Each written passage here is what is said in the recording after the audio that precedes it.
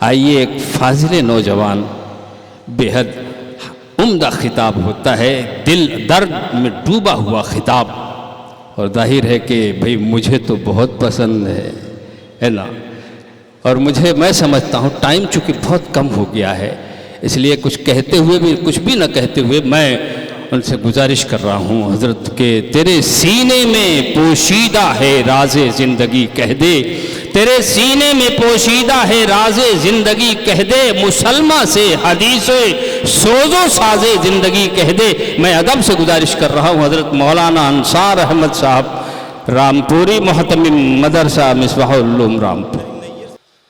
الحمد لله نحمده ونستعينه ونستغفره ونؤمن به ونتوكل عليه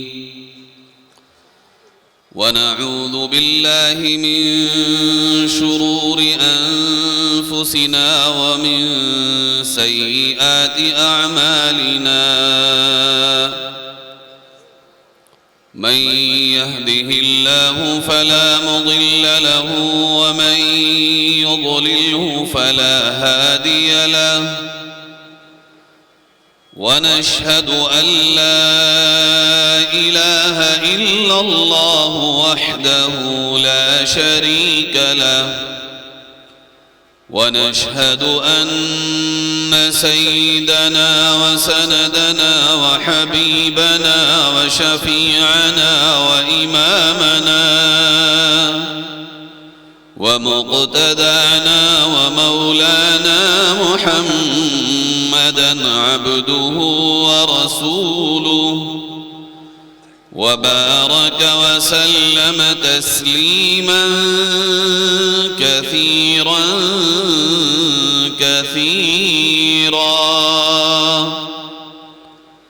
أما بعد، فأعوذ بالله من الشيطان الرجيم. بسم الله الرحمن الرحيم. ولنبلونكم بشيء من الخوف والجوع ونقص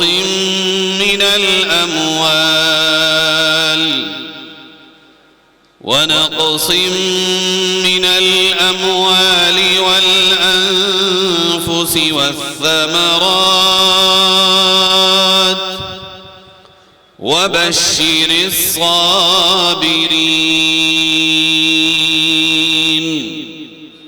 صدق الله مولانا العظيم.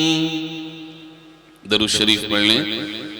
اللهم صل على سيدنا وعلى آل سيدنا ومولانا محمد، كما صليت على إبراهيم وعلى آل إبراهيم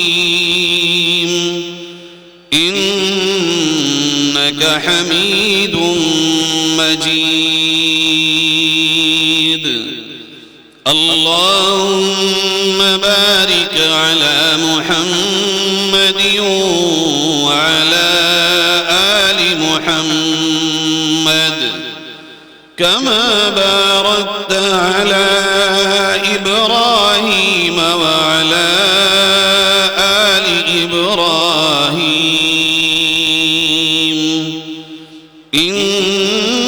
إنك حميد مجيد.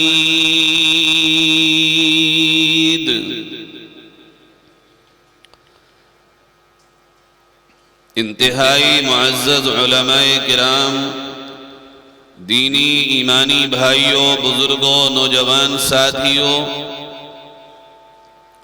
بہت ہی پیارے انداز میں اللہ کے کلام کی تلاوت پیارے آقا حضرت محمد مصطفیٰ صلی اللہ علیہ وسلم کی شان اقدس میں مختلف انداز میں نعتیہ کلام آپ سب نے سماعت فرمایا. یقیناً جس طرح یہاں اللہ کے کلام کی الگ الگ انداز میں تلاوت ہوئی ہے، اس طرح کے پروگرام کرانے کے مقاصد جہاں تک ہم سمجھتے ہیں وہ یہی ہیں کہ امت میں قرآن پڑھنے کا رواج عام ہو، اچھے سے اچھے انداز میں قرآن پڑھنے کا شوق پیدا ہو، اللہ کی اس کتاب سے قلبی لگاؤ پیدا ہو، جو بھی کام جتنے اچھے انداز میں کیا جاتا ہے اس کے ساتھ انسان کا اتنا ہی اسٹرانگ اٹیچمنٹ ہوتا ہے۔ آج چاروں طرف جب ہم اپنے سماج میں اور معاشرے میں نگاہیں دوڑائیں گے تو ایک چیز جو ہر طرف کامن نظر آئے گی، قرآن کریم سے دوری ہر طبقے میں ہمیں دیکھنے کو مل بھی رہی ہے اور حقیقت میں ہے بھی۔ میرے عزیزو، قرآن کریم ہر دور میں امت کو اندھیروں سے اجالے کی طرف لانے کے لیے کافی ہے۔ جب جب امت کا تعلق، جب جب امت کا اٹیچمنٹ قرآن کریم سے ہوگا، برے سے برے حالات میں بھی امت اس بھنور سے نکل کے کنارے لگ جائے گی۔ قرآن سے دوری در حقیقت ہماری اور آپ کی نیک بختی سے دوری کی علامت ہے، کامیابیوں سے اپنے آپ منہ پھیرنے جیسا ہے، ذلت اور رسوائی کو آواز دے کر اس کا طوق اپنے گلے میں ڈالنے جیسا ہے۔ قرآن کے بغیر ہماری زندگی ہو ہی نہیں سکتی۔ قرآن کے ساتھ ہی ایک مومن کی زندگی ہے، چاہے وہ مومن دنیا کے اعتبار سے مالدار ہو، غریب ہو، وہ شہر کا رہنے والا ہو یا دیہات کا رہنے والا ہو، وہ کمزور ہو یا طاقتور ہو، وہ چاہے عہدے والا ہو یا ایک عام آدمی ہو، لیکن اگر اس نے لا الہ الا اللہ محمد الرسول اللہ پڑھا ہے اور اس کا اقرار کیا ہے کہ میرا رب اللہ ہے، میں رسول اکرم حضرت محمد مصطفیٰ صلی اللہ علیہ وسلم کی رسالت کا اقرار کرتا ہوں، تو بہرحال دیر یا سویر قرآن ہی کی طرف لوٹ کے آنا پڑے گا۔ قرآن کے بغیر میرے آپ کے مسائل کبھی حل نہیں ہو سکیں گے۔ ساری دنیا جو ہمیں اور آپ کو راستے بتاتی ہو، مصیبتوں سے نکلنے کے حل بتاتی ہو، پریشانیوں سے نکلنے کا علاج بتاتی ہو، ہماری اور آپ کی مشکلات سے نکلنے کی راہ بتاتی ہو، دنیا کی بتائی ہوئی راہیں ایک طرف، دنیا کے بتائے ہوئے علاج ایک طرف، دنیا کی بتائی ہوئی منزلیں ایک طرف، لیکن سچائی یہ ہے کہ ہر دور میں امت کا بیڑا قرآن سے ہی پار لگا ہے۔ اس کے علاوہ دنیا کی جتنی تدابیر ہیں وہ یقیناً بہتر ہو سکتی ہیں، مگر آخری حل، حتمی حل، کامل حل کبھی نہیں ہو سکتی۔ حتمی اور آخری اور کامل حل صرف قرآن سے ہی ہمیں آپ کو مل سکتا ہے۔ اس لیے یہ مجلس آج سجائی گئی ہے کہ امت کے نوجوانوں، خاص طور پر آپ سے کہا جا رہا ہے، آؤ قرآن کی طرف، آؤ اللہ کی طرف، آؤ رسول اکرم صلی اللہ علیہ وسلم کے پیغام کی طرف۔ کہاں جا رہے ہو تم دنیا میں مست ہو کر؟ نہ اپنی زندگی کو اتنا زیادہ دنیا میں الجھا ڈالو کہ اس سے تمہارا اس طرف آنا واپس بہت مشکل ہو جائے، نہ اتنے بے خبر ہو جاؤ کہ دشمن تم پہ اتنا حاوی ہو جائے، کب تمہارا کام تمام ہو اور تمہیں پتہ ہی نہ چلے۔ آنکھیں کھولو، غفلت کے پردے چاک کرو۔ یہ دور وہ دور نہیں ہے جو اس سے پہلا دور تھا، یہ دور ہوش مندی کا دور ہے۔ یہ دور آنکھیں کھول کے جینے کا دور ہے، یہ دور چاقو چوبند رہ کر زندگی گزارنے کا دور ہے، یہ دور حوصلے کے ساتھ ایمان کے ساتھ جینے کا دور ہے، یہ دور بزدلی کے ساتھ جینے کا دور نہیں ہے۔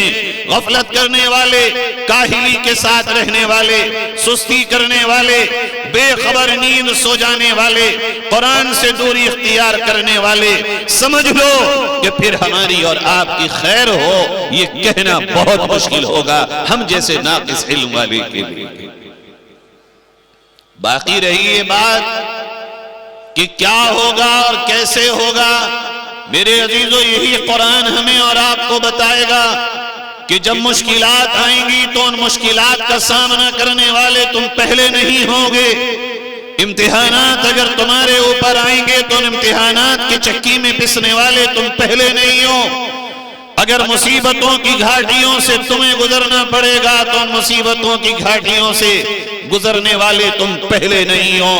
قرآن تو ہمیں یہ بار بار تیار کرتا ہے، ہمارا مائنڈ ڈیولپ کرتا ہے، ہمارا ذہن بناتا ہے اور یوں کہتا ہے احسب الناس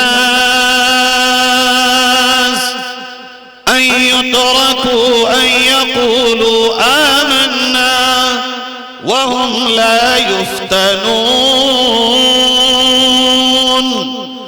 وَلَقَدْ فَتَنَّا الَّذِينَ مِن قَبْلِهِمْ فَلَيَعْلَمَنَّ اللَّهُ الَّذِينَ صَدَقُوا وَلَيَعْلَمَنَّ الْكَاذِبِينَ۔ ایمان والو، تم یہ سمجھتے ہو کہ کلمہ پڑھ لیا اور تمہاری آزمائشیں نہ ہوگی، تمہیں آزمایا نہ جائے گا، امتحان نہ لیا جائے گا، یہ نہیں ہو سکتا۔ رب کا اعلان ہے، جس نے ہمیں مانا، جس نے پیغام خداوندی کو قبول کیا، آزمائش اس کی ضرور ہوگی، ہر حال میں ہوگی۔ یہ الگ بات ہے کس دور میں کس آزمائش میں وہ بندہ مبتلا کر دیا جائے۔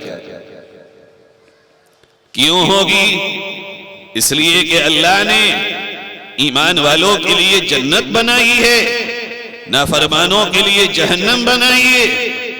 ہم آپ دنیا میں جو کچھ دیکھتے ہیں، اللہ نے یہ ساری دنیا اس لیے بنائی ہے کہ اسی دنیا میں رہ کر، اسی دنیا میں ہم اپنی آنکھیں کھول کے قدرت کی بکھری ہوئی نشانیوں میں غور کر کے اللہ کو پہچانے، اس کی قدرت کو جانے، اس کی معرفت کو جانے۔ جب ہم اس دنیا میں رہ کر کوئی کام بغیر پرکھے نہیں کرتے تو میرے بھائیو، اللہ نے جو جنت بنائی ہے اس جنت کا کوئی دماغ سوچ سکے ایسا آج تک پیدا ہی نہیں ہوا۔ کوئی آنکھ وہ نعمتیں دیکھ سکے وہ بنائی نہ گئی، کوئی خیال دل کر سکے وہ دھڑکا ہی نہیں۔ اللہ نے وہ جنت ایمان والوں کے لیے بنائی ہے، اسے بھی بغیر پرکھے اور آزمائے اللہ مجھے اور آپ کو نہیں عطا کرے۔ آزمانے سے دو نتیجے نکلیں گے۔ قرآن یہ کہتا ہے وَلَقَدْ فَتَنَّا الَّذِينَ مِن قَبْلِهِمْ فَلَيَعْلَمَنَّ اللَّهُ الَّذِينَ صَدَقُوا وَلَيَعْلَمَنَّ الْكَاذِبِينَ۔ اللہ آزمائے گا، تم سے پہلے بھی آزمایا تھا، اس لیے کہ اللہ اس آزمائش کے بعد سچوں کو الگ کر دے گا، جھوٹوں کو الگ کر دے گا۔ پیور ایک طرف، نقلی ایک طرف۔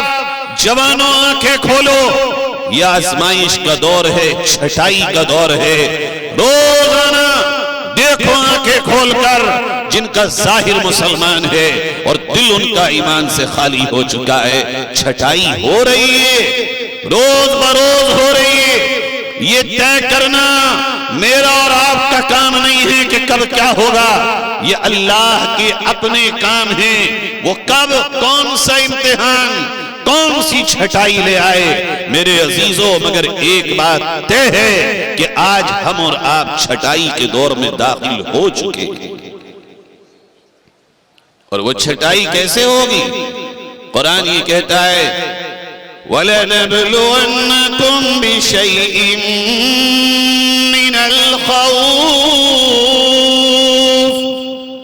اللہ چند چیزوں سے تمہیں آزمائے گا، یہ بھی تو اللہ کا پیار ہے۔ جن چیزوں سے اللہ رب العزت آزمائے ان چیزوں کو بتا دے، یہ بھی اس کے کرم کی بات ہے، ورنہ وہ نہ بتاتا۔ وہ ہمارے آپ کے زمانے کے ایگزامز کی طرح، امتحان کی طرح پرچہ اسی وقت دیا جاتا جب امتحان ہوتا۔ وہ یہ بھی تو کر سکتا تھا، مگر اس کی صفت رحمان ہے، اس کی صفت رحیم ہے۔ وہ ماؤں سے بھی 70 درجے زیادہ پیار کرنے والی ذات اپنے بندوں سے ہے۔ وہ تو یہ چاہتا ہے کہ میرا بندہ پہلے ہی باخبر ہو، تیاری کے ساتھ اپنی یہ دنیا کی زندگی گزار کے آئے۔ اسی پیار کی بدولت اس رب نے ہمیں یہ بتا دیا کہ میرے بندو، یوں تو امتحان کسی بھی اینگل سے میں لے سکتا ہوں، مگر چند چیزیں میں آپ کو بتا دیتا ہوں۔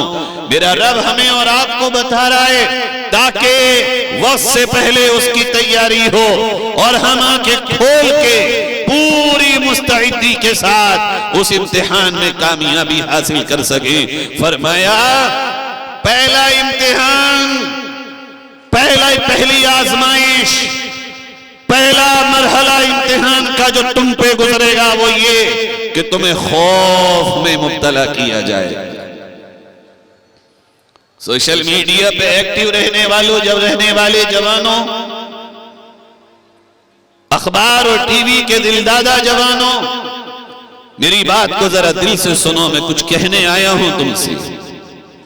یہ جو چھوٹی چھوٹی ویڈیو دیکھ کر کے کبھی خوف زدہ، کبھی مایوس، اور کسی ہمارے دل جلے نے 4 بڑی باتیں کر دی گھر میں بیٹھ کر اور ویڈیو بنا کے ڈال دی تو خوش ہونا، اس خول سے باہر آؤ، یہ خواب و خیال سے باہر آؤ، قرآن کی طرف آؤ اور قرآن سے پوچھو قرآن کون سا مرحلہ بتاتا ہے۔ قرآن یہ کہتا ہے کہ تم پہ کبھی بھی کسی بھی وقت کسی بھی زمین کے خطے پر خوف کا امتحان ڈالا جائے گا۔ یہ خوف کا امتحان پہلی بار نہیں آئے گا، یہ اللہ کے نبی حضرت محمد صلی اللہ علیہ وسلم سے شروع ہوا اور یہ صبح قیامت تک جاری رہے گا، اور یہ آج بھی ہے، یہ آج بھی ہے، چاہے وہ ایک محلے کے لیول پر ہو، گاؤں کی سطح پر ہو، قصبے کی سطح پر ہو، شہر کی سطح پر ہو، صوبے کی سطح پر ہو، ملک کی سطح پر ہو، خوف آج بھی ہے۔ وہ خوف کا ماحول کریٹ کرنے کی، خوف کا ماحول بنا کر تمہیں خوف زدہ کرنے کی پوری کوشش آج بھی ہے۔ وہ تمہارے اپنوں کی طرف سے بھی ہو سکتی ہے، وہ پرائیوں کی طرف سے بھی ہو سکتی ہے، مگر ہے، اور میں یہ دیکھتا ہوں کہ ہماری بہت بڑی نوجوان نسل خوف میں مبتلا ہوتی چلی جا رہی ہے۔ قرآن یہ کہتا ہے جب یہ امتحان آئے گا تو اس وقت کی کنڈیشن یہ ہوگی، الذین قال لهم الناس ان الناس قد جمعوا لكم فاخشوهم۔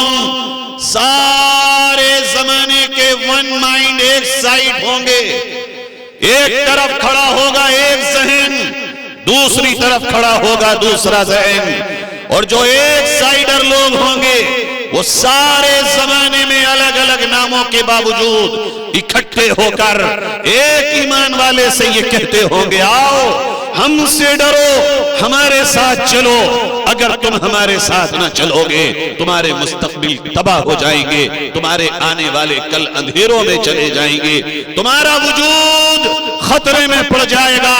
یہ بات اللہ رب العزت ہمیں اور آپ کو 1400 برس سے زائد پہلے بتا رہا ہے، یہ ہو اور یہ ہو رہا ہے، یہ اعلان کیے جا رہے ہیں۔ لیکن سنو، رب یہ کہتا ہے جب یہ اعلان ہوگا، ضروری نہیں اس اعلان کا اینگل کیا ہو، الحمدللہ ہم اس کے ساتھ ساتھ جملہ معترضہ کے طور پہ کہتے ہیں آپ سے، ہم کبھی بھی ہردنگ جذبات میدان روڈوں پہ نکل کے اپنے ہی بھائیوں کے ساتھ برسرے میدان ہونے کی دعوت اس جمعیت کے پلیٹ فارم سے نہیں دیتے، لیکن ہاں ہم پرامن رہتے ہوئے دین اسلام کی حقیقت سے باخبر کرنا ایک ایک ایمان والے کو اپنا فرض منصبی سمجھتے ہیں۔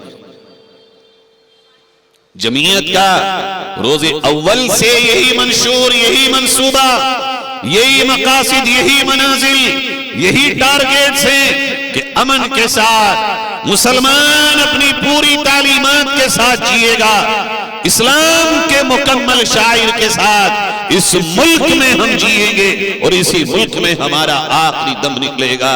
ہمیں اسلام سے ہٹا کر، اسلام سے جدا کر کے، اسلام سے ہمیں الگ کر کر کوئی بھی مجبور نہیں کر سکتا جینے کے لیے۔ یہ جمعیت کا منشور ہے، جمعیت کا پیغام ہے کہ ہم کبھی بھی قوم کو دو ہاتھ کرنے کے لیے اس وقت تک نہیں بلائیں گے جب تک سر سے پانی اوپر نہیں جائے گا۔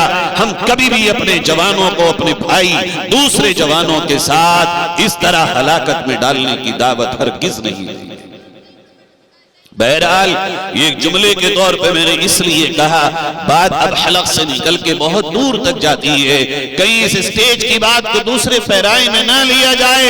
میں تو قرآن سے امتحان سمجھا رہا ہوں۔ خوف کا امتحان آئے گا، وہ ڈرانے والا، وہ خوف میں مبتلا کرنے والا، وہ خوف کا سایہ دینے والا، وہ خوف کا ایٹماسفیئر کریٹ کرنے والا کوئی بھی ہو، جب وہ ایمان والوں کے ساتھ یہ معاملہ کرے گا تو اللہ یہ کہتا ہے ایمان والوں کا جو ریئیکشن ہوگا، ان کا جو جواب ہوگا وہ یہ ہوگا، فَزَادَتُهُمْ إِيمَانًا وَقَالُوا حَسْبُنَا اللَّهُ وَنِعْمَ الْوَكِيلِ۔ دنیا کہے گی ڈر جاؤ، جتنا دنیا دبائے گی یہ بظاہر تو دب رہے ہوں گے مگر ایمان ان کا بلند ہو رہا۔ یہ وہ لوگ ہوں گے جو اس وقت امتحان میں کامیاب ہوں گے اور ان کی زبانوں پہ جاری ہوگا، قالوا حسبنا اللہ ونعم الوکیل۔ اللہ ہمارا کافی ہے ہمارے لیے، وہی ہمارا رکھوالا، وہی ہمارا محافظ، وہی ہمارا کارساز۔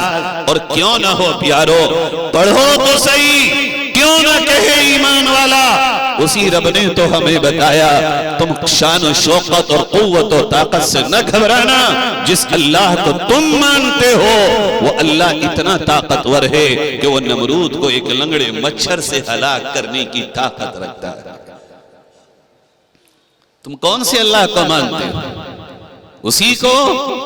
اگر اس کو مانتے ہو تو دشمنان اسلام کا معاملہ ان پہ چھوڑو، وہ قادر ہے، بہت طاقت والا ہے میرا رب، میرا جو کام ہے وہ میں کر لوں۔ میرے ایمان کے بڑھنے کی علامت تو یہ ہوگی حسبنا اللہ، میرا اللہ کافی ہے۔ زمانے والوں زبان کاٹ دو، میں محمد کا غلام ہوں، میں کبھی جھوٹ نہیں بول سکتا۔ قالوا حسبنا اللہ، زمانے والوں مجھے میرا اللہ کافی ہے، تم میری زبان کے ٹکڑے ٹکڑے کر دو مگر میں اپنی زبان سے کبھی بھی اللہ کے حکم کے خلاف کوئی بول نہیں بولوں گا۔ وَنِعْمَ الْوَكِيلِ، وہی ہماری حفاظت کرنے والا ہے۔ ایمان والو، کہ تمہارا ایمان اتنا کمزور ہے آج کہ تم اس اللہ کو نہ پہچان سکے جو ایک ہی دریا سے موسیٰ کو پار کرا دے اور اسی دریا میں فرعون کو ڈبو کے ہلاک کرا دیتا ہے؟ کیا تم اس اللہ کو نہیں جانتے کہ جو تمہارا رب ہے، جس نے 40 دن تک یونس علیہ السلام کو مچھلی کے پیٹ میں رکھ کر واپس زندہ اس دنیا میں لوٹا دیا؟ اللہ تو ہمیں یاد دہانی کے لیے کہتا ہے وَذَنُّونِ إِذْ ذَهَبَ مُغَاضِبًا فَظَنَّ أَن لَّن نَّقْدِرَ عَلَيْهِ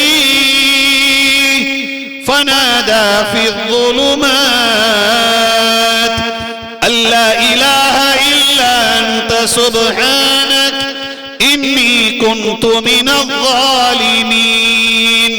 ارے میرے مچھلی والے کا تذکرہ تو کر لو، جب وہ مچھلی کے پیٹ میں چلا گیا، اور تم میں سے کوئی مچھلی کے پیٹ میں تو نہیں، زیادہ سے زیادہ قید خانوں میں تو کوئی ہے، پیٹوں میں تو نہیں گیا، ناکوں کے پیٹ میں تو نہیں ہے۔ عزیزو تم تو ابھی فضا میں سانس لے رہے ہو۔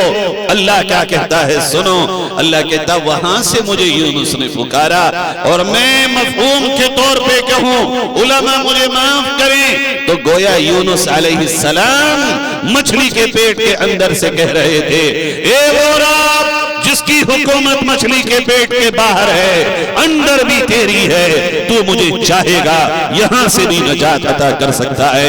اللہ کہتا ہے یونس نے ہمیں وہاں سے پکارا، ہم نے وہیں سے پکار کو قبول کر کے انہیں نجات عطا کر۔ اگلا جملہ جو میرے آپ کے لیے اس اندھیرے میں اجالا دینے والا ہے، جو میرے آپ کے سینوں میں خوشیوں کی لہریں لانے والا، فرمایا رب ذوالجلال نے وَكَذَلِكَ، بالکل اسی طرح جیسے یونس کو ہم نے نجات دی، جبکہ ظاہری طور پر یہ عقل مان نہیں سکتی کہ کسی کو مچھلی کے پیٹ میں جانے کے بعد واپسی ہو جائے زندہ۔ کوئی عقل، کوئی ٹیکنالوجی، کوئی سائنسداں، کوئی سمجھدار، کوئی ذہین، کوئی حکیم، کوئی بھی شعور یہ کہنے کو تیار نہیں ہوگا کہ آج کا کوئی بڑا ناکا کسی انسان کو نگل جائے اور پھر وہ زندہ واپس آ جائے۔ لیکن چونکہ ہم غیب پہ ایمان لانے والے ہیں، ہم یہ یقین رکھتے ہیں کہ اللہ جو چاہے، جب چاہے، جہاں چاہے، جتنا چاہے، جس طرح چاہے، فَإِذَا قَضَى أَمْرًا فَإِنَّمَا يَقُولُ لَهُ كُن فَيَكُونُ، جب چاہے اسی طرح وہ کر دیتا ہے جو اس کی منشا ہوتی ہے۔ اللہ فرماتا ہے ایمان والو، جوانوں خاص طور پہ آپ سے کہہ رہا ہوں، اللہ کیا کہہ رہا ہے؟ وَكَذَلِكَ، جیسے یونس کو نجات دی، نُنْجِي الْمُؤْمِنِينَ، اے محمد کے غلاموں پکار کے تو دیکھو رب کو، رب تمہیں بھی نجات اسی طرح عطا فرما دے۔ اور وہ رب کیوں نہ ہماری سنے جو خود ہم سے کہہ رہا ہو، قال ربکم ادعونی استجب لکم، میرے بندو مجھ سے مانگو، آؤ میری طرف۔ جوانوں تم دو چار گھنٹے چوراہوں پہ گواتے ہو، تم اپنے موبائلوں میں نیوز سنتے سنتے اپنے وقت کو برباد کر رہے ہو، تم بیٹھکوں پہ بیٹھ کے اپنی کامیابی اور اپنی ترقی کی خواب دیکھ رہے ہو۔ آؤ اللہ کے سامنے سر رکھ کے اس کو منانے کی کوششیں تو کرو، اس سے یہ کہو تو رب چاہے اس سے بھی برے حالات آئیں، رضیت باللہ ربا وبالاسلام دینا وبمحمد نبیا، اے اللہ اس حال میں بھی ہم تیرے ہی دین پہ مرنا اور مٹنا، یہی چاہت ہم اپنی رکھتے ہیں۔ میرے پیارو، اتنے سے خوف سے اگر گھبرا جاؤ گے تو پھر کیسے تمہاری آنے والی نسلوں کے پاس ایمان رہے گا؟ اگر اس حال میں بھی تم اللہ کی طرف لوٹ کے نہیں آؤ گے تو پھر کون تمہاری نسلوں کے لیے کلمے کا سامان کرے گا؟ میں سچ کہہ رہا ہوں، علماء کی موجودگی میں سوال میرا یا 30 پلس 25 پلس 25 سال سے زیادہ کے نوجوانوں تمہارا نہیں ہے، ہمارا تو الحمدللہ اس ماحول میں ہماری پرورش ہو گئی کہ ہمارے رگ و ریشے میں ایمان بس چکا ہے۔ سوال کو میری آپ کی آنے والی نسل کا اور اس نیو جنریشن کا ہے، کیا ہوگا اس کا؟ کہاں سے ایمان و قرآن کو ایمان ان کے پاس باقی رہے گا؟ کون لائے گا؟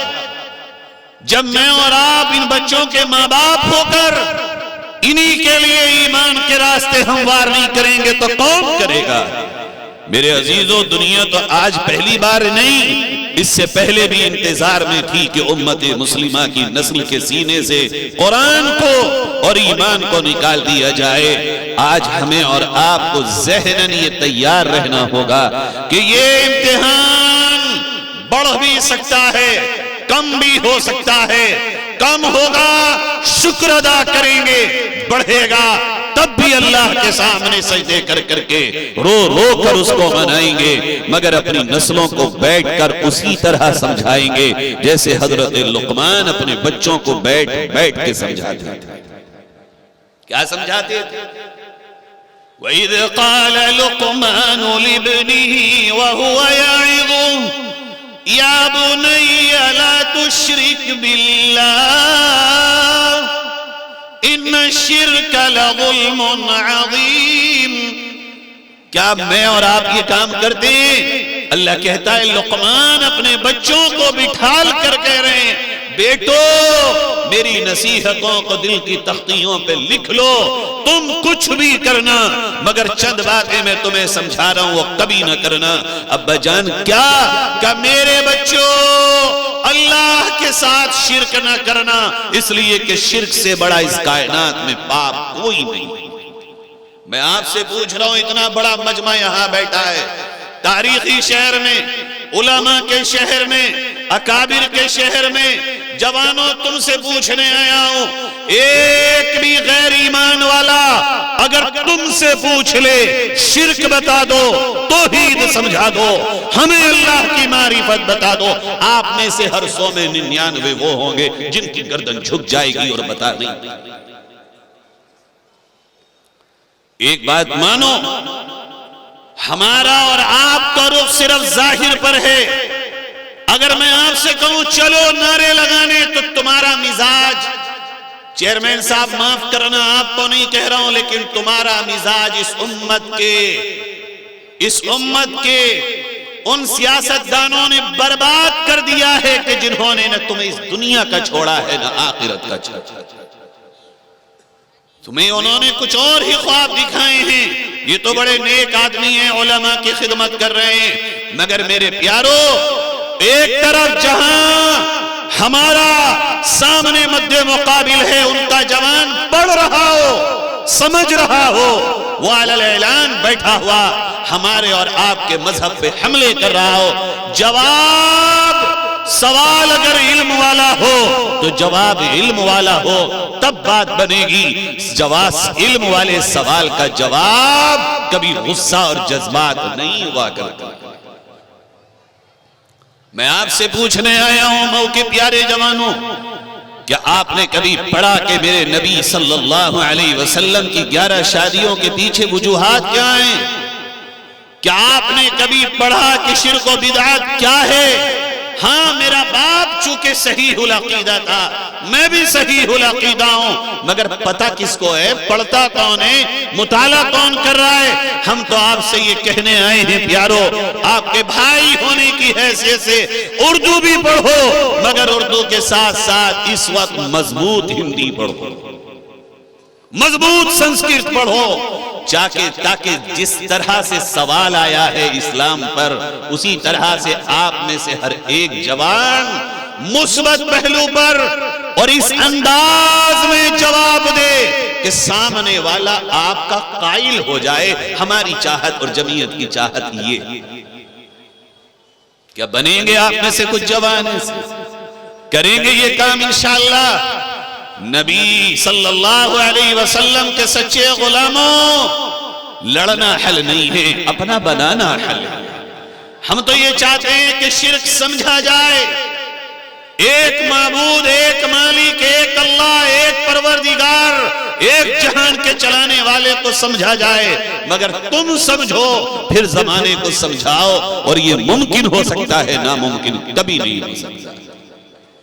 میرے بزرگوں، یہ جو نصیحت حضرت لقمان کر رہے ہیں، یہی اپنے بچوں کو بٹھا بٹھا کے ہمیں آپ کو سمجھانا ہوگا۔ یہ جو 2-2, 4-4, 5-5 برس کے بچے ہیں جن کے ہاتھوں میں ہم نے آپ نے موبائل دے دیے کارٹون دیکھنے، سیریل دیکھنے کے لیے، بڑا اچھا یاد آتا ہے اپنا بچپن، اور جو میرے بزرگ یہاں بیٹھے ان کا بچپن تو جنت نما ہوگا، جب ہماری آپ کی مائیں دودھ پلاتے ہوئے ہمیں کہتی تھی سب کا مالک کون، سب کا خالق کون، سب کا پالنے والا کون، سب کا رازق کون، پرندوں کو کھلانے والا کون، مچھلیوں کو کھلانے والا کون، دنیا کو چلانے والا کون؟ اور جب ہمیں یاد نہیں آتا تھا ہماری ماں کہتی تھی ہم سے بیٹا اللہ، بیٹا اللہ، بیٹا اللہ، یہ اللہ اللہ۔ اب کون سکھائے گا اس نسل کو؟ تم دن بھر دکانوں پہ، کھیتوں پر، کمپنیوں میں، کاروبار میں لگو، بیوی تمہارے گھر کو سجارنے میں لگے، سنوارنے میں اور سجانے میں لگے، پکانے اور پکوانے میں لگے۔ ان بچوں کو ایمان کون بتائے گا؟ بچوں کو ایمان، توحید، اسلام، قرآن بتانے والا پہلا ٹیچر، پہلا معلمہ، پہلی استانی تو ماں تھی۔ اب ماں بھی موبائل میں مشغول ہو گئی تو ان بچوں کے آنے والے کل کا کیا ہوگا؟ یہ سوال مجھے اور آپ کو، ہر ایک کو اپنے سے کرنا ہے۔ میں بات کو واپس لے کے آتا ہوں۔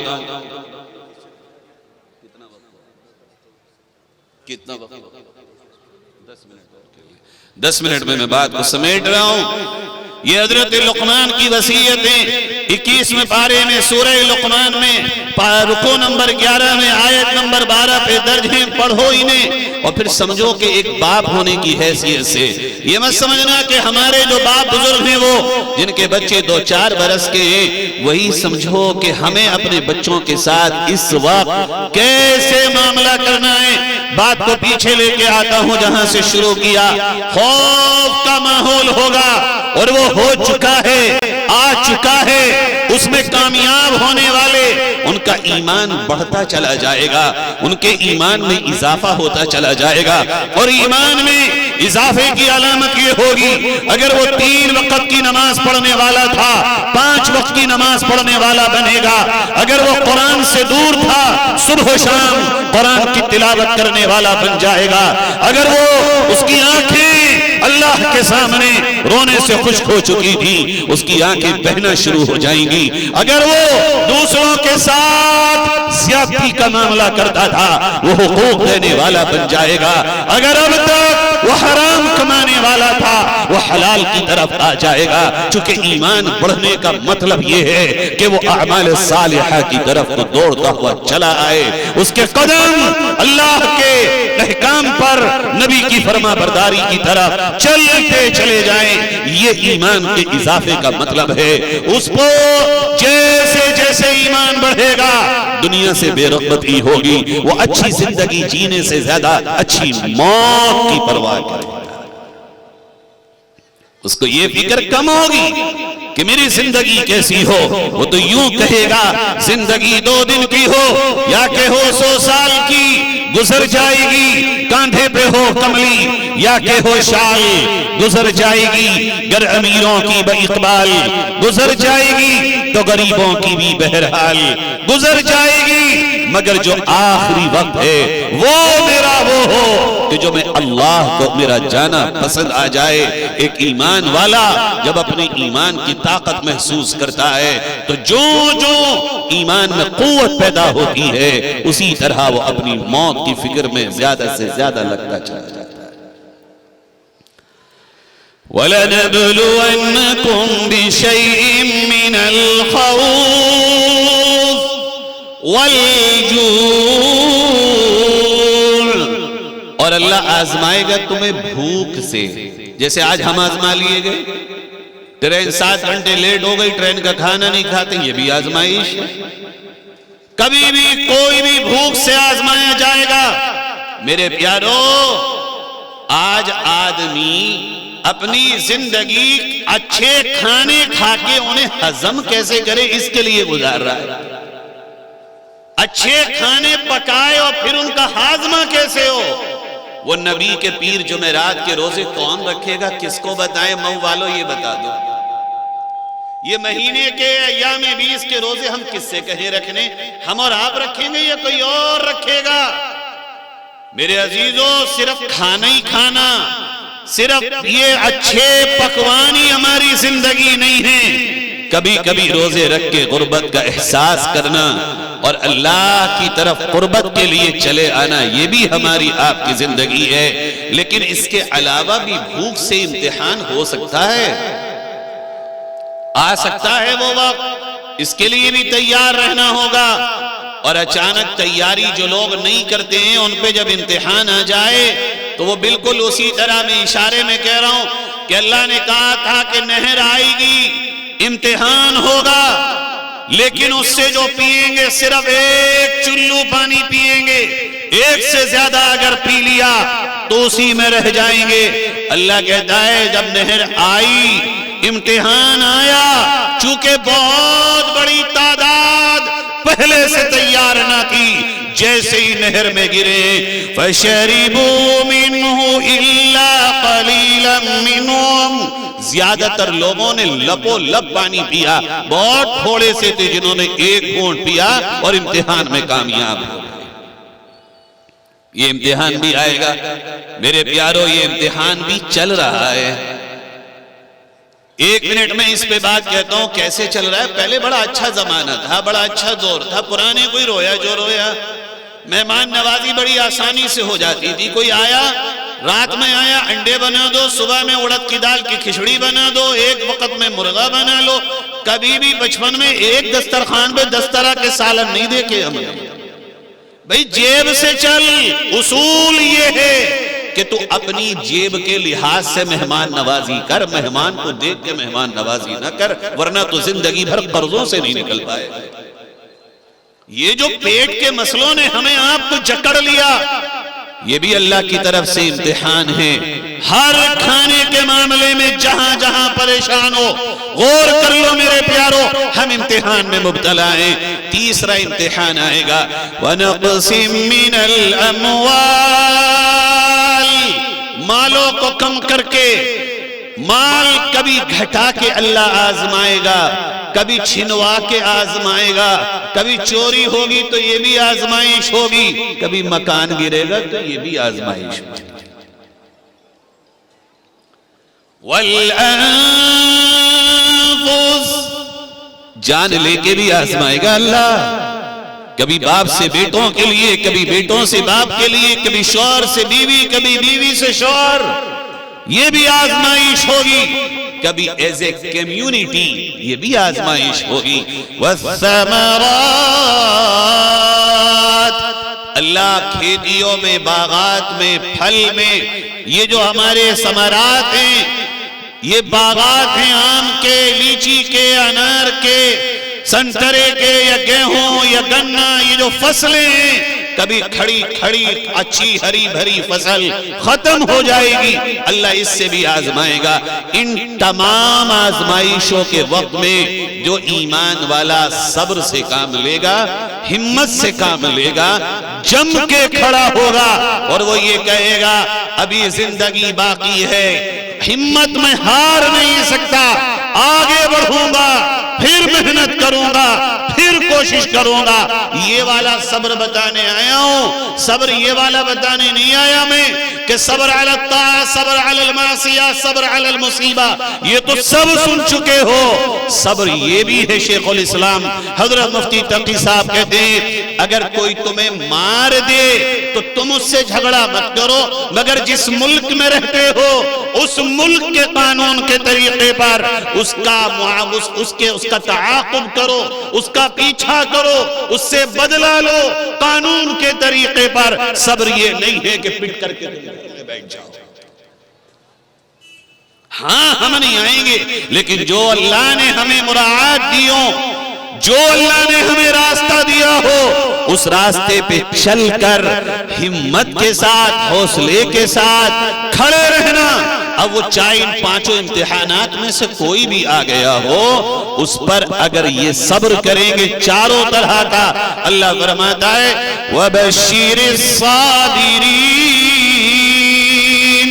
صبر کرنے والوں کو خوشخبری سنا دو، اور وہ خوشخبری انشاءاللہ آنے والے کل میں تمہارے عروج کا سورج طلوع ہوگا، تمہاری ہی سربلندی کا سورج نکلے گا، تم لوٹ آؤ، قربانیاں دو، امتحانات کا مقابلہ کرو، تم نہ صحیح تمہاری نسلیں اگتے ہوئے سورج کو دیکھیں گی جس کی شعاؤں میں انصاف ہوگا، امن ہوگا، پیار ہوگا، عدل ہوگا، مساوات ہوگی اور صحیح معنی میں انسانیت کی علم برداری ہوگی۔ اللہ آپ کے اس جلسے کو قبول فرمائے۔ بہت بہت شکریہ، خصوصاً ڈاکٹر عبد الرحمن ساجد الاعظمی صاحب کا، جنہوں نے اس چیز کو اور ناقص العلم والعمل انسان کو اتنی محبت سے علماء کے اس قصبے میں مدعو کیا۔ دل کی گہرائیوں سے ان کا بھی، حضرت مولانا افتخار صاحب کا اور آپ تمام جوانوں کا کہ جو اس ڈریس میں نظر آ رہے ہیں، آپ کے حوصلوں کو سلام کرتے ہوئے، اور اس جوان جو مجمع میں بیٹھے ہیں آپ کے بھی حوصلوں کو سلام کرتے ہوئے اور بہترین اور قوی امیدوں کا سہارا لیتے ہوئے آپ سے رخصت ہوتا ہوں۔ وآخر دعوانا ان الحمدللہ رب العالمین۔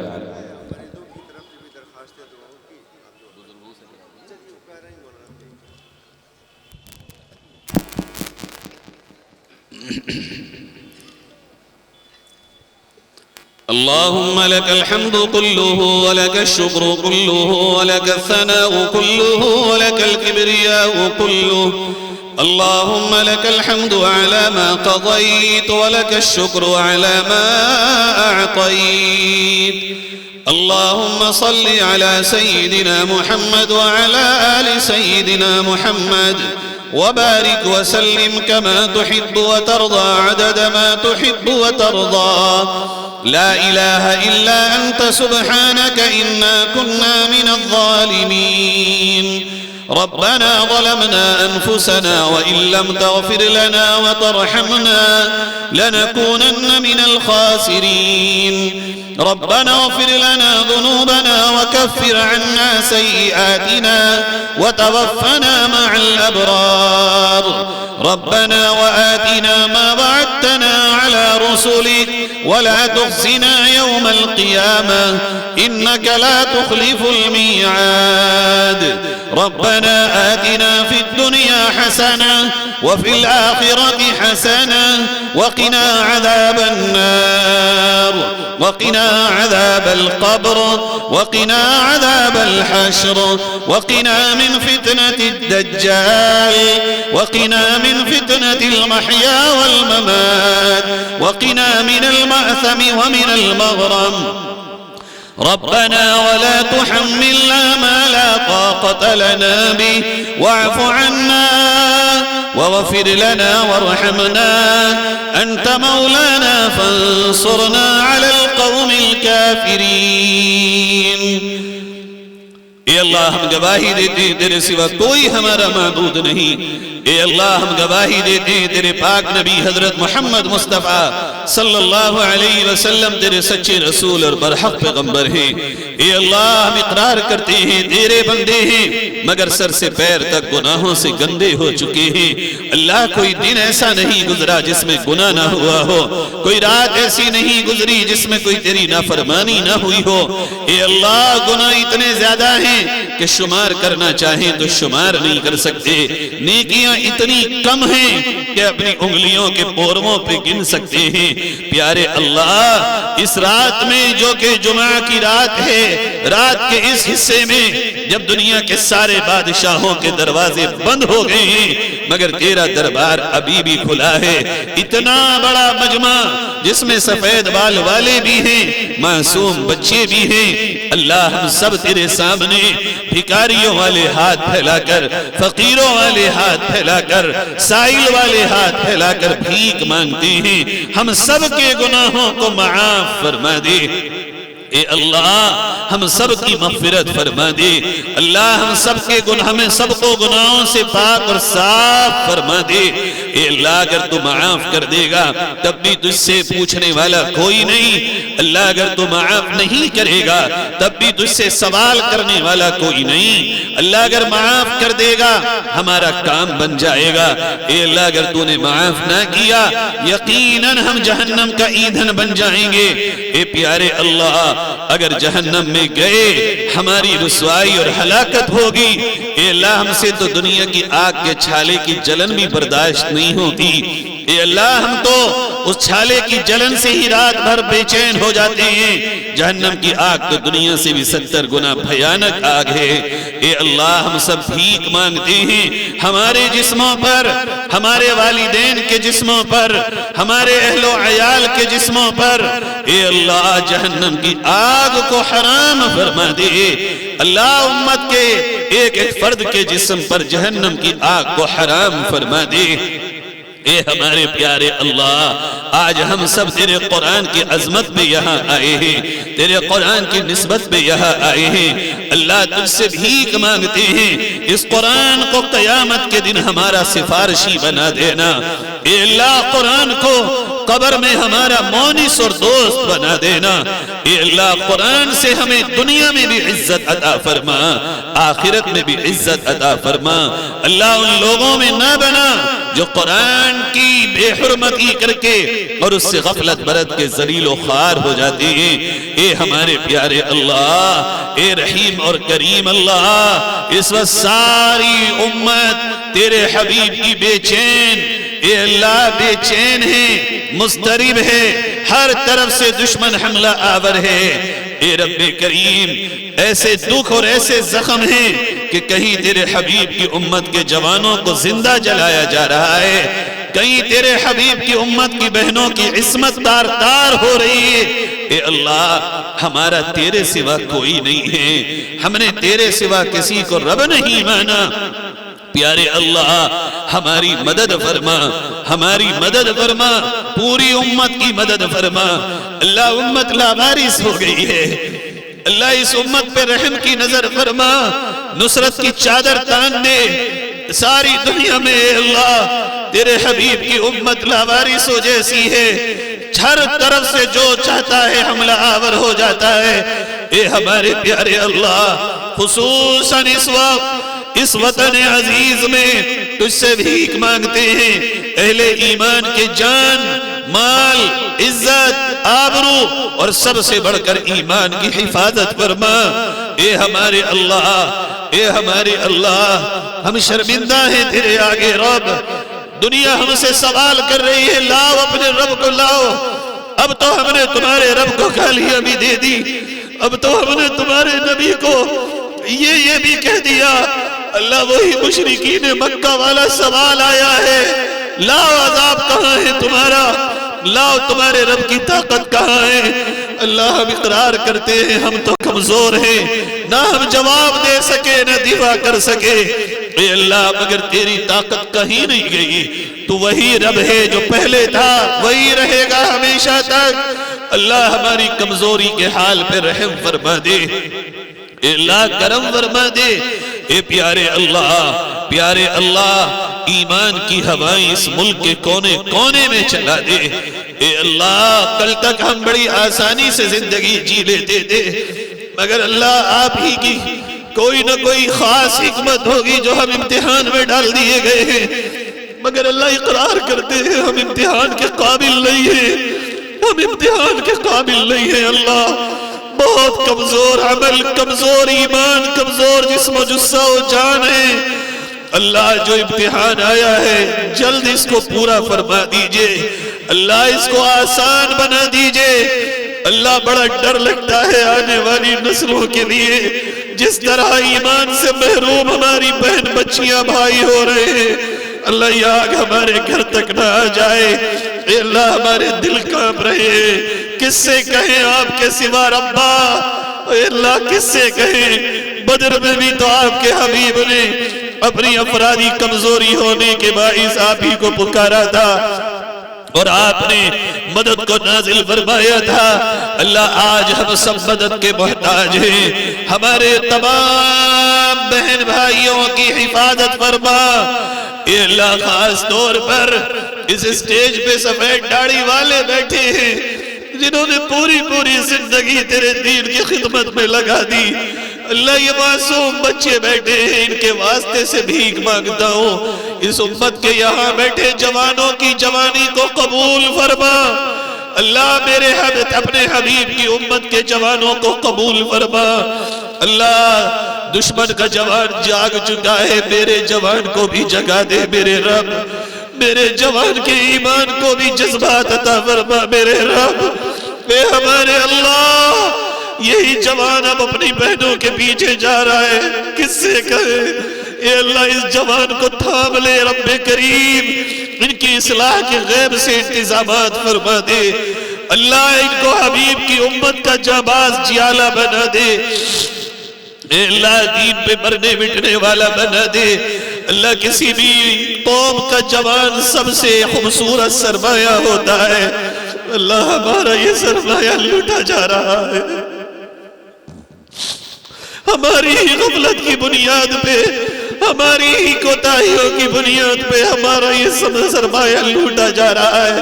پیارے اللہ، اس سرمایہ کی حفاظت فرما اللہ، جوان بہن اور بھائیوں کو دین کا داعی بنا دے، ان کی آنکھوں میں حیا کا سرما لگا دے، ان کے ماتھے پہ غیرت کا تاج سجا دے اے اللہ۔ جتنے بھی یہاں جوان آئے ہیں انہیں حیا و پاک دامنی کا پیکر بنا دے اللہ، اللہ انہیں قرآن کا محافظ بنا دے میرے رب۔ اے اللہ ان کی جوانی کے پل پل کو قبول فرما لے اے ہمارے پیارے اللہ۔ دشمنوں کے جو بھی ارادے ہو ہمیں اس کی پرواہ نہیں، بس ہمیں آپ کی رضا کی پرواہ ہے۔ آپ راضی ہو جائیے اللہ، آپ راضی ہو جائیے اللہ۔ امتحان اگر پیار بھرا ہو تو آسان ہوتا ہے، آپ کی ناراضگی کے ساتھ کوئی باقی نہیں رہ سکتا اللہ۔ آپ ہم سے راضی ہونے کا فیصلہ فرما دیجئے اے اللہ۔ اس ملک کے مدارس، مساجد، خانقاہیں، علماء، قراء، حفاظ، خدام دین، تنظیمیں، جمعیتیں، جماعتیں، سب کی حفاظت فرما، خصوصاً ہماری جمعیت علماء کے ایک ایک فرد کی اور اس تنظیم کے ہر زاویے سے حفاظت فرما اے اللہ۔ ہمارے اکابر کی حفاظت فرما، دارالعلوم کی اور دیگر تمام اداروں کی حفاظت فرما اے ہمارے اللہ۔ اس اجلاس کو اپنی بارگاہ عزتی میں شرف قبولیت عطا فرما اے اللہ۔ ہم تیرے قرآن کی نسبت پہ آئے ہیں، ہمیں قرآن سے سچا تعلق نصیب فرما اللہ۔ ہم سب کے غموں کو خوشیوں میں، مشکلات کو آسانیوں میں تبدیل فرما دے اللہ۔ ہمیں وہاں سے رزق حلال عطا فرما جہاں سے ہمارا گمان بھی نہ ہو اے ہمارے پیارے اللہ۔ رحیم اور کریم اللہ، جب تک بھی زندہ ہیں اسلام پر زندگی اور ایمان پر خاتمہ مقدر فرما اے اللہ۔ حادثات کی موت سے ہم سب کی اور ہمارے گھر والوں کی حفاظت فرما اللہ۔ ہماری ایکسیڈنٹ کی موت سے حفاظت فرمانا اللہ۔ لاوارث میت بننے سے حفاظت فرمانا اللہ۔ ہسپتال کی موت سے ہم سب کی حفاظت فرمانا اے اللہ۔ ہماری قبر کو جنت کی کیاری بنا دینا، اٹھیں تو عرش کا سایہ عطا فرما دینا، پل صراط پہ آسانی سے گزروا دینا، نامہ اعمال دانے ہاتھ میں دلا دینا پیارے اللہ۔ آقا کو دیکھا نہیں ہے، صرف بات کرتے ہیں، نام لیتے ہیں، قیامت میں آپ کا دیدار و شفاعت نصیب فرما دینا، حوض کوثر پہ جام کوثر پلوا دینا اللہ۔ ہم سب کو اور قیامت تک آنے والی ہماری مذکر و مؤنث نسل کو جنت میں بغیر حساب و کتاب داخلہ مقدر فرما دینا، جنت میں اپنا دیدار نصیب فرما دینا اللہ۔ جہنم کی آگ اور اس کی آنچ سے حفاظت فرما لینا اللہ۔ یہ جتنا بھی مجمع بیٹھا ہے سب کی جائز حاجات کو پورا فرما اے اللہ۔ سب کے آنے کو قبول فرما۔ اس جلسے میں جس طرح کی جس نے جو بھی محنت کی ہے، حصہ لیا ہے، ہر ایک کی محنت کا اجر نصیب فرما اور سب کو اس کا بہترین بدل نصیب فرما، ہر ایک کی محنت کو شرف قبولیت نصیب فرما۔ ربنا تقبل منا إنك أنت السميع العليم وتب علينا إنك أنت التواب الرحيم وصلى الله على النبي الكريم سيدنا محمد وآله وأصحابه أجمعين آمين برحمتك يا أرحم الراحمين. السلام عليكم.